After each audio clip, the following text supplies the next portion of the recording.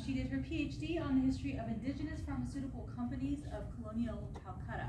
Her PhD dissertation was published by Routledge, UK last year. Congratulations. And that's titled History of Indigenous Pharmaceutical Companies in Colonial Calcutta, 1855 to 1947. Welcome, Malika.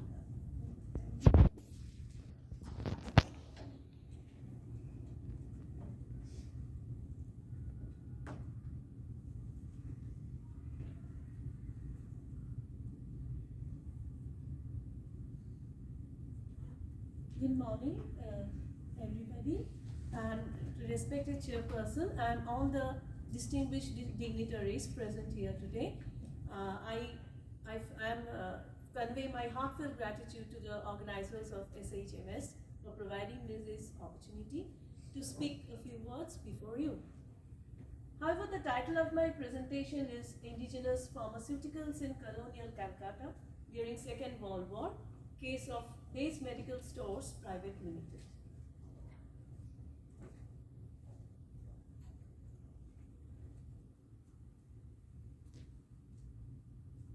Now, before going to the main discussion, I would just like to begin by saying that life is like a swing. If one bank is the Vedas, the other is the contemporary world, which includes science and technology. If one bank is firm, the water will scatter. If both banks are firm, the river will run its course. And in the context of life and civilization, pharmacy and pharmaceuticals stand synonymous to human existence. Now, this is briefly the outline of my discussion, which I'd like to present here. Now, what actually I want to mean by the term indigenous in the present context? Now, basically, the term indigenous I have tried to portray in my research is from the civilizational point of view.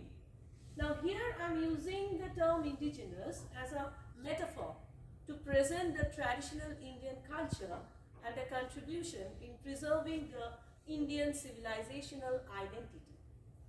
Now, more specifically, to highlight our enriched traditional indigenous medical system, that is Ayurveda. Now, this is roughly the background of my study, as you can see in the picture. Since the beginning of civilization, India witnessed its enriched tradition in the field of medical science and in the preparation of medicine. And this is actually the picture of Lord Dhanvantri, who is regarded as the first medicine man of India. Now, so far as the medicines are prepared in Ayurveda, there are 5 stages. The first deals with Swarasa, that is the juice of the plant, which is the strongest of all, is extracted by pounding or grinding it in a blender. The second one is the kalka. The herbs are crushed and made into a pulp form in the required consistency by adding sufficient water. The third one is the kwatha. It is prepared by boiling the herbs in water until the preparation is reduced to 1/4 of the original amount. Then comes the pha, that is the hot infusion, is obtained by immersing the herbs in hot water for some time. And the last one is the hima. That is a sort of a cold infusion in which the herbs are soaked in cold water overnight in preparing a cold infusion. The herbs are prepared in other forms as well, such as churna, the powder form, the guti or the pill form, and the bati, that is the tablet form. Now, why I have selected indigenous pharmaceuticals as my area of research? But the social context and cultural diversity of science has a particular bearing in the history of science, technology, and medicine in India. There was a well-established techno-scientific tradition of its own long before subjected to colonial domination.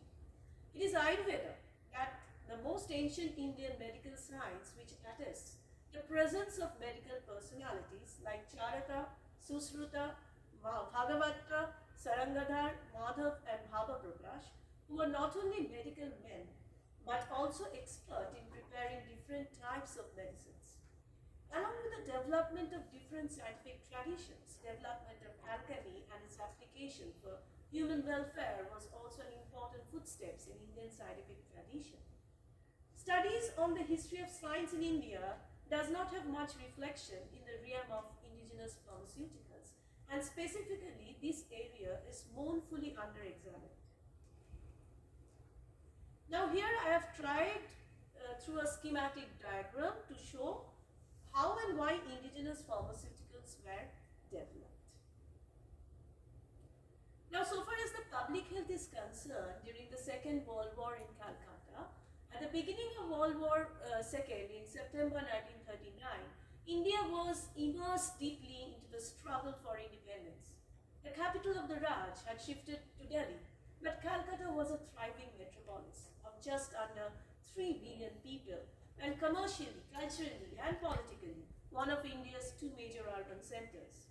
During the Second World War, along with other epidemics, the most devastating fever in Calcutta was scrub typhus, emerged out of the most dreaded disease among the soldiers, among the soldiers who came from the forest. In India, scrub typhus broke out in an epidemic form in Assam and West Bengal, specifically in Calcutta. Now, the major symptoms of the disease were fever, maculopapular rash starting from the trunk and spreading to the limbs. It affects the central nervous system, cardiovascular system, renal, respiratory, and gastrointestinal systems. Serious complication in the form of myocarditis, pneumonia, meningoencephalitis, acute renal failure, gastrointestinal bleeding, and even acute respiratory distress syndrome. Now, I have chosen Days Medical as my case study here because during this time in 1941, Mr. Bhupendranath Dey, who was the founder of Days Medical, he came to the forefront. During Second World War, due to the scarcity of essential drugs, Days Medical steadily produced essential drugs. Various advances were made to the medical profession and also by selling life-saving drugs.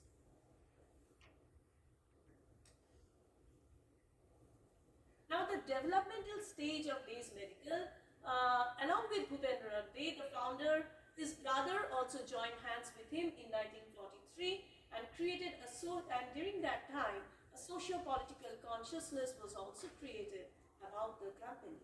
There was another person called Dhirendranath Dey, along with the then Chief Minister of Bengal, who was not only the Chief Minister during that time, but also a very distinguished physician, Dr. Bhidhan Chandra Roy, who went to visit the factory of Pfizer in America. Days Medical became the only distributor of Pfizer's product throughout the country, and that is the year starting from 1949 to 1956.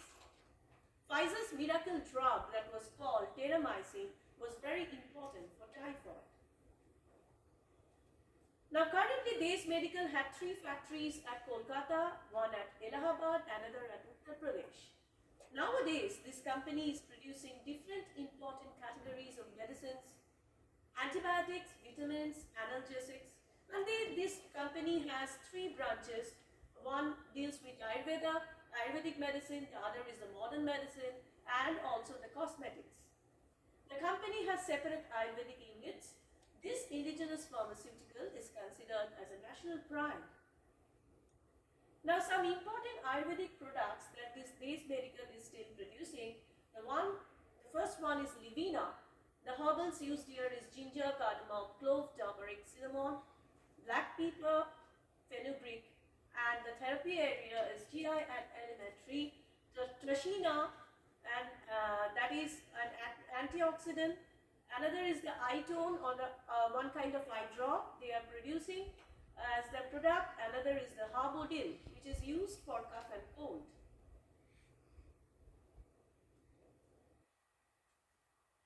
Now I come to the conclusion of my study. The study demonstrates that the beginning of such historical indigenous pharmaceutical was nothing but a cultural collision between the East and the West. The link between those two worlds was provided by the economy of the colonized country. The struggle to build a strong scientific and technological structure linked to our national needs did not only act as a catalytic agent for our economic nationalism, but also paved the way for our independence movement.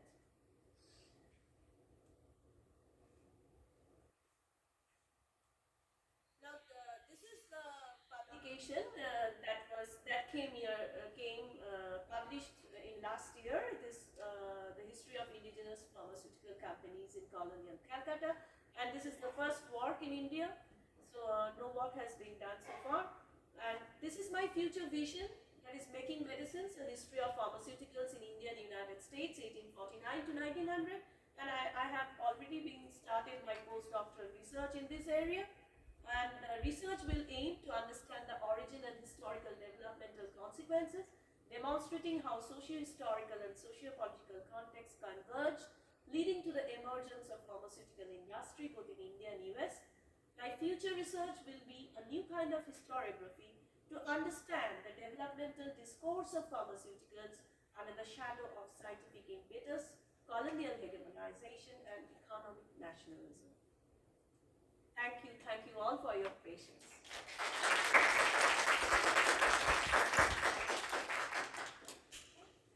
So we have plenty of time for questions.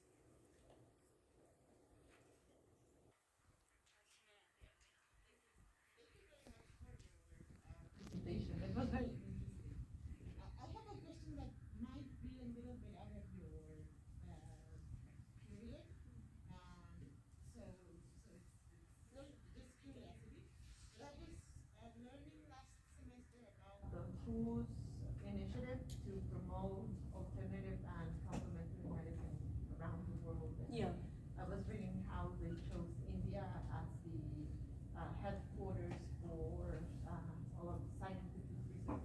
So given that you talk about hegemony, about the struggles between the West and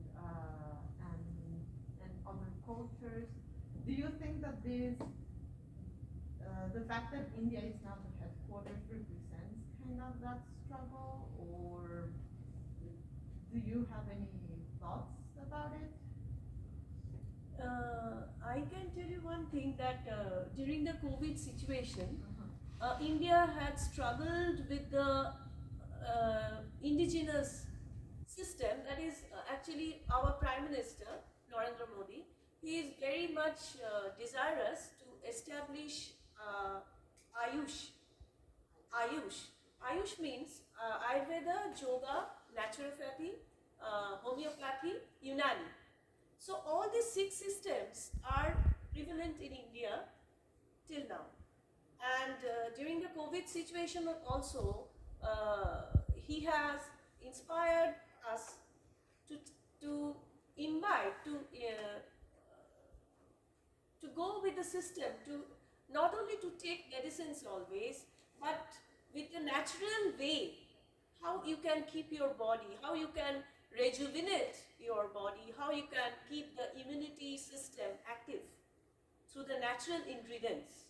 And that is Ayush, which is trying to implement in India, and specifically during the COVID situation. And I think he was quite popular in establishing this Ayush.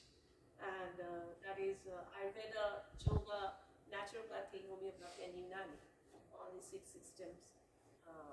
And also he has talked in I just quote from one of his saying, that in 2021 in a global Ayurveda festival, he said that Ayurveda could rightly be described as a holistic human science. From the plants to your plate, from matters of physical strength to mental well-being, the impact and influence of Ayurveda and traditional medicine is immense. So that is the reason he has tried to implement this Ayush. And also, you see, Ayurveda is a very old practice of our times, of India. It's a very old one, and which always talks about rejuvenation of life, which always talks about boosting immunity. Even if you have gone through the picture of Lord Dhanvantri, where actually he is carrying ambrosia, that is sort of long life, a symbol of long life. So there is a big story about that, about all the gods and all coming and having all are desirous to have that pot of ambrosia, which gives long life. Okay, so this sort of running parallelly our pharmacy, the pharmaceutical, modern medicines. Ayurveda is running parallelly, and we have in the state of Kerala, we have in the state of Benares, in Benares, there are Ayurvedic institutions, Ayurvedic universities, which teaches all this practice of Ayurveda, and since there are not many side effects, so people, it is becoming more and more popular among the common masses. That's it. I think it is okay. Yes. Thank you. Yes. Hi, thank you so much. This is a really fascinating talk. I'm wondering if you could go back to slide number 13 where you have the list of products. Okay.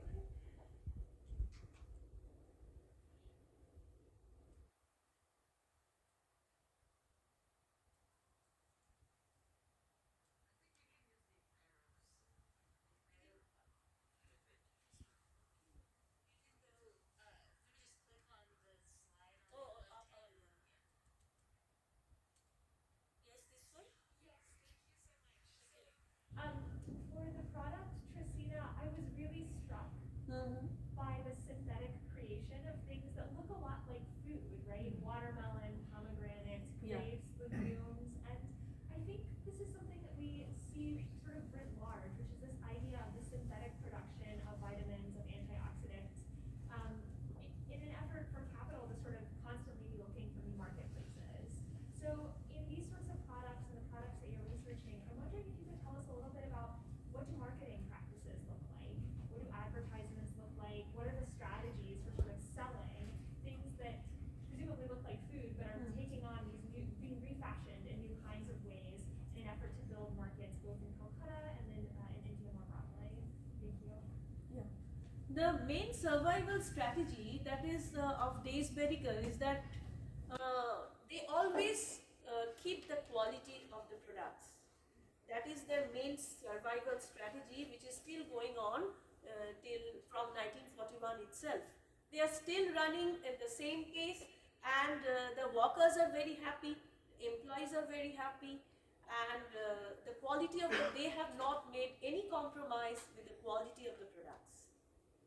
So that's a survival strategy of Days Medical. Yes, and I'm still working upon that because I'm using the oral history here, where I got the opportunity to interview a 94-year-old employee of Days Medical, who is still living.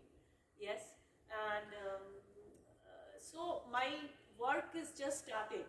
I am still going through this Days Medical and other pharmaceuticals industries. That's it.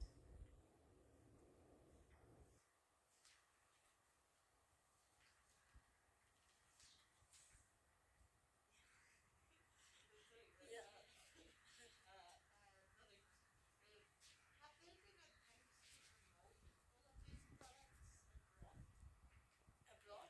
Yeah, outside India? How?